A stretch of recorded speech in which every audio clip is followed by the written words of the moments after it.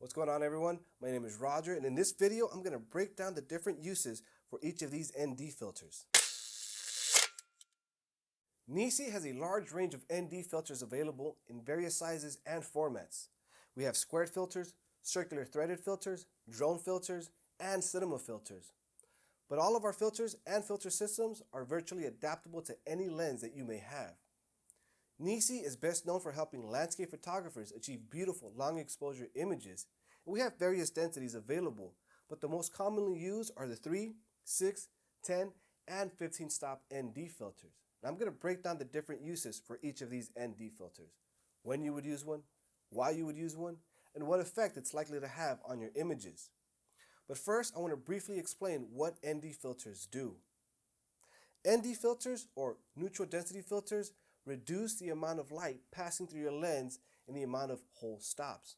So a 3-stop filter reduces it by 3 stops. A 6-stop filter reduces the amount of light by 6 whole stops. This means you have to compensate for that loss of light. We do that by opening up our aperture or increasing our exposure times by extending our shutter speed. With larger apertures, we increase the amount of bokeh, or focus falloff, from our subject. This is great when you're doing outdoor portraits and you want to isolate the subject from the background. This can also help give your videos a more cinematic look to them. In landscape photography, or in stills photography in general, longer exposures by extending your shutter speed can convey the sense of time passing and motion in your images. The amount needed is entirely dependent on the amount of ambient or sunlight in the scene and the effect that you want. Generally speaking, the brighter the sun, the darker the neutral density filter needs to be in order to reduce your shutter speed or open up your aperture for a certain effect. Now, what are the different scenarios in which we would use each of these filters? Well, let me break that down. The 3-stop is perfect for sunrise, sunset, and on those overcast days when the ambient light is relatively low and not too harsh.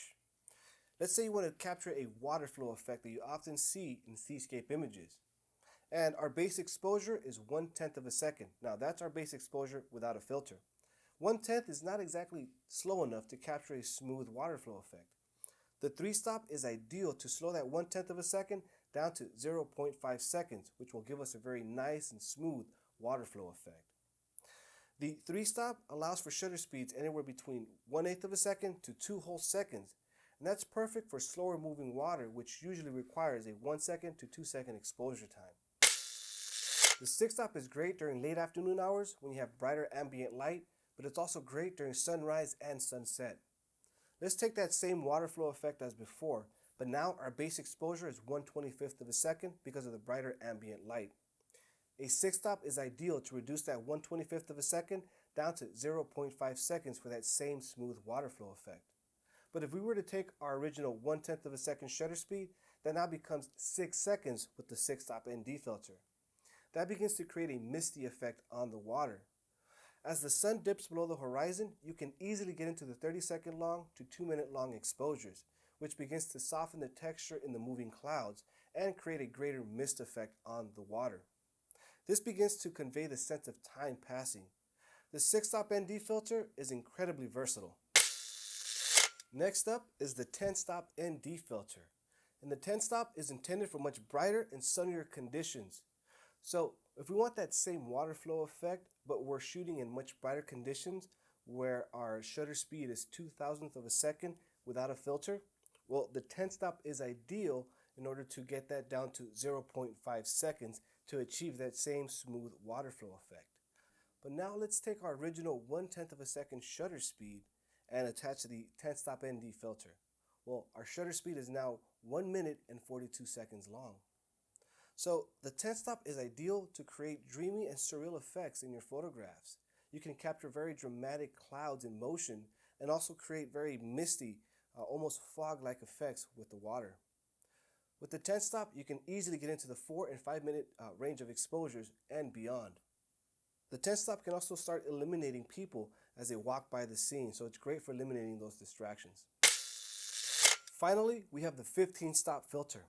If we take our original 1/10 of a second shutter speed and attach a 15-stop filter, our exposure time would now be 54 minutes and 36 seconds. Far too long. The 15 stop is not intended for sunrise or sunset shoots because of the rapidly changing light conditions.